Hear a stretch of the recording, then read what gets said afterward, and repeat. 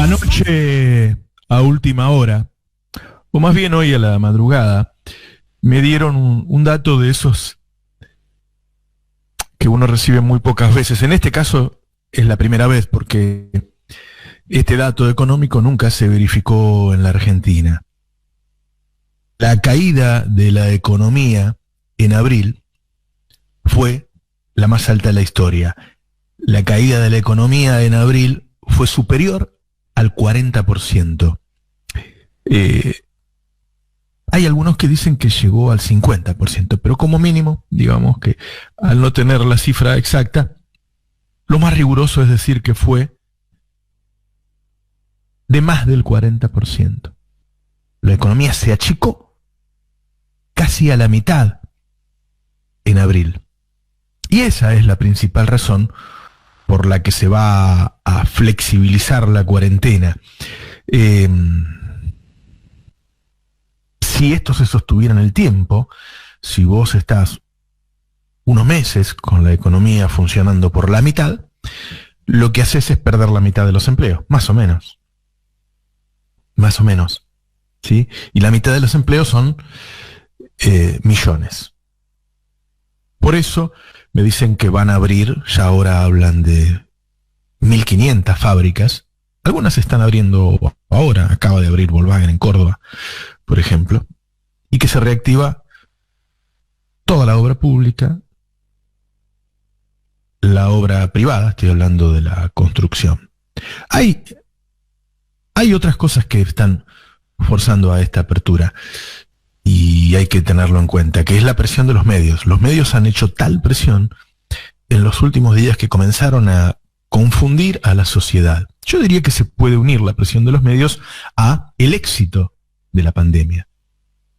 Es decir, como la gente ve que hay pocos contagios y los periodistas en los medios le dicen todos los días que hay que terminar con la cuarentena, hay cierto temor oficial a que haya focos de desobediencia civil. Es decir, lo peor que le puede pasar al gobierno es que mantenga algo o intente mantener algo que luego no se sostiene. Hay que decir también que el hecho de que geográficamente se vaya marcando un contorno alrededor de dónde está el contagio y dónde no, también ayuda a pensar en la posibilidad de hacer esta apertura geográfica. Es decir, si vos mirás el mapa de los últimos días, los contagios se concentran fuertemente en la ciudad y en la provincia de Buenos Aires, alguito en el Chaco, y muy poco, casi nada en el resto del país. Ayer hubo un caso en toda la provincia de Santa Fe, un caso de contagio en toda la provincia de Córdoba, uno en Río Negro y uno en Mendoza. Es decir, de los 24 distritos, en 18 no hubo casos, en 3 hubo un caso, prácticamente cero. Y después sí, Chaco, Ciudad de Buenos Aires y Provincia de Buenos Aires. Dentro de la Provincia de Buenos Aires, que es donde más conozco, de los 135 distritos, hay casos en 50. Y en los otros 85 no hay casos. A pesar de eso, en Córdoba y en Santa Fe hay cierta resistencia a una mayor apertura. Pero hay un acuerdo en que estas 1.500 empresas van a abrir. Hay un dato que salió ayer que confirma que la economía está muy mal, que es que la inflación, según Ferreres, es del 0,8%. Es muy difícil medir la inflación porque hay muchas cosas que directamente no están funcionando. Vos no le podés preguntar a un restaurante cuánto subió sus precios, no podés preguntar cuánto subió un vuelo de Argentina a Miami, porque todas esas cosas no existen, por lo tanto no tienen precio. Pero más o menos se calcula que la inflación del INDEC va a dar 1%, la de Ferreres dio 0,8%. Y eso confirma una inflación que venía arriba del 3%, que no está habiendo consumo, que la economía se destruyó. Ahora bien, ¿qué es lo que están haciendo estos días? Preparando los protocolos para que se pueda trabajar con el menor peligro. La idea del gobierno es utilizar esa frase peronista. de casa al trabajo y del trabajo a casa. Es decir, no se propicia la vida social. No se van a abrir bares ni restaurantes. No va a haber colegios. No va a haber espectáculos públicos. No van a trabajar los empleados estatales. La idea es empezar a trabajar. Ahora bien, ¿existe peligro en eso? Yo creo que sí. Yo creo que sí. Lo que vemos todos los días en la televisión es decir, no, es que Italia, que Estados Unidos, que Córdoba, que España empezaron. Bueno, pero ellos dejaron el pico de la pandemia atrás. Nosotros lo tenemos adelante. Nosotros marchamos hacia el pico de la pandemia. Vamos a abrir en un momento en que marchamos hacia el pico de la pandemia. Así que es entendible que el gobierno quiera abrir. Bueno, nadie quiere perder millones de empleos. Ahora hay otro dato ahí para tomar en cuenta, porque si la inflación es del 0,8%, quiere decir que la emisión no está generando inflación. Si la emisión no está generando inflación, uno podría decir, bueno, podemos tirar un par de meses más emitiendo y esperar. Y ahí se genera la discusión, el debate, la tensión. Yo diría que lo mínimo que uno espera es que el gobierno, si va a hacer esto, claramente todas las fuentes lo confirman, que lo haga a su ritmo. Que no lo haga al ritmo de las presiones de los grandes empresarios a los que no les importa la salud de la población. Si tenemos que flexibilizar la cuarentena, no sé si se le va a buscar algún otro nombre, ese nombre es el nombre que le pusimos los medios, que se haga al ritmo de Alberto, diría yo. O ya que ayer se reunieron de Alberto y de Cristina. Que no se haga al ritmo de Roca y de Clarín. Comenzamos un camino más peligroso que el que veníamos transcurriendo. Vamos a salir a trabajar. Muchísimos argentinos. Ojalá lo maneje el gobierno. Bueno, ¿qué opinan de estas noticias, compañeras? Y se veía venir, ¿no? Más allá de la presión fuerte de algunos sectores, la situación pasó de una etapa de manejo masivo, igual para todos, impuesto, a una regulación más focalizada, porque no se parecen en nada las ciudades centrales del país a ni siquiera las ciudades de a 200 kilómetros de esas ciudades centrales del país. Entonces ahora me parece que la mano más quirúrgica de políticas de Estado para regular la pandemia se va a tener que poner en marcha. Sí, te marco ahí un obstáculo. Por ejemplo, quieren abrir Toyota en Zárate. Y entonces el sindicato le dice, che, intendente, pero si vos no tenés caso. Y el intendente le dice, sí, pero los trabajadores vienen de Pilar donde sí hay casos. Exacto. Bueno, o sea, se cruzan las cosas, no es tan lineal, no es tan estático. Pero efectivamente lo que vos decís es que es infinitamente más fácil cuando es on-off, cuando decís, che, todos adentro.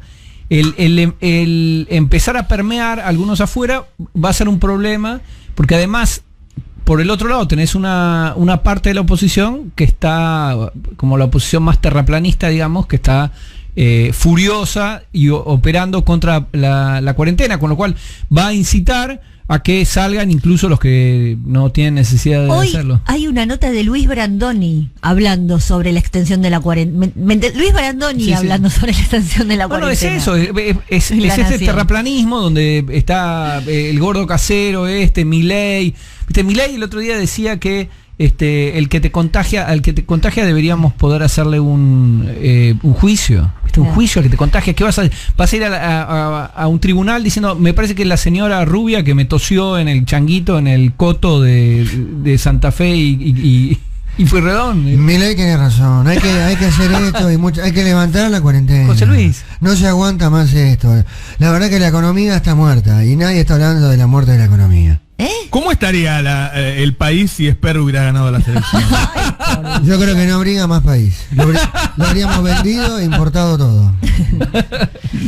Pero José Luis, usted que admira Estados Unidos y Brasil, tenemos que tenemos que tratar de emular la cantidad de muertos de esos países. ¿Cómo? Esto es como el Kini 6.